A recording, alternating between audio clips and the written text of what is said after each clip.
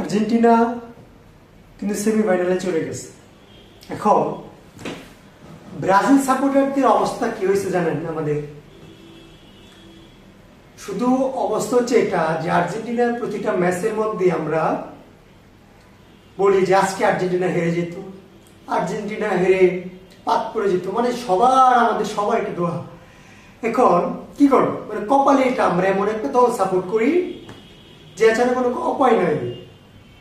মানে আর্জেন্টিনা হেরে যাওয়া মানে আমাদের বিশ্বকাপ ট্রফি জেতা, এরকম অবস্থা হয়ে গেছে।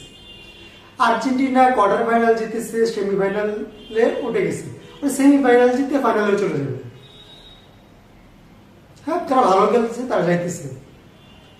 বিভিন্ন বিতর্ক আছে, বিতর্ক থাকতেই পারে, বিতর্ক দিকে না যাই, কিন্তু তারা কিন্তু অলরেডি চলে গেছে। তাদের যে প্লেয়ারগুলো আছে, বিশেষ করে মেসি, 39 বছর বয়স, 39 বছর বয়সে এখন দুর্দান্ত খেলতেছে। আর ব্রাজিলের দেখেন এক একটা প্লেয়ার 29-30 বছর হইলে মানে শেষ, মানে কেরিয়ার শেষে টুকুই।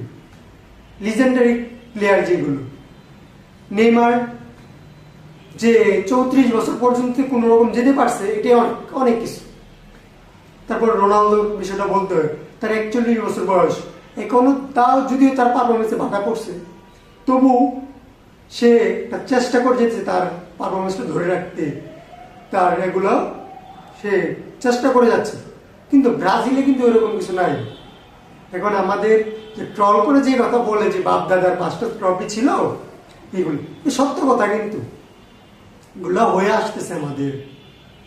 কিন্তু আমরা ব্রাজিল সাপোর্টারদের এতটুকু দুর্ভাগ্য যে আমাদের এখন তো ব্রাজিল দল সাপোর্ট করতে পারতেছি না, কিন্তু আমরা চাইতেছি যে আর্জেন্টিনা হেরে যাক। আর্জেন্টিনা হেরে গেলে এটাই আমাদের বিশ্বকাপ, এটাই আমাদের বিশ্বকাপ ট্রফি, তাছাড়া কিছু করার নাই। এটাই হয়ে আসছে এবং এটাই হবে। এখন একটা লাভ নেই তো, কারণ আর্জেন্টিনা কোয়ার্টার ফাইনাল জিতেছে, সেমিফাইনাল জিতেছে, ফাইনাল খেলবে এমন আছে, তারা ওয়ার্ল্ড কাপ জিততেও পারে। হ্যাঁ, বিতর্ক আছে, বিতর্ক থাকবে, হবে, কিন্তু তারা যে ওই পর্যন্ত চলে গিয়েছে সেটা স্বীকার করতে হবে।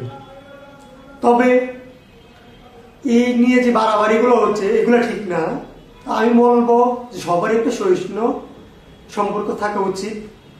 যে খেলা ওয়ার্ল্ড কাপ চলে যাবে, ওয়ার্ল্ড কাপ আর 19 তারিখের পর ওয়ার্ল্ড কাপ শেষ, তারপর সবার সাথে একটা সুসম্পর্ক বজায় থাকুক, এটাই প্রত্যাশা। ধন্যবাদ সবাইকে।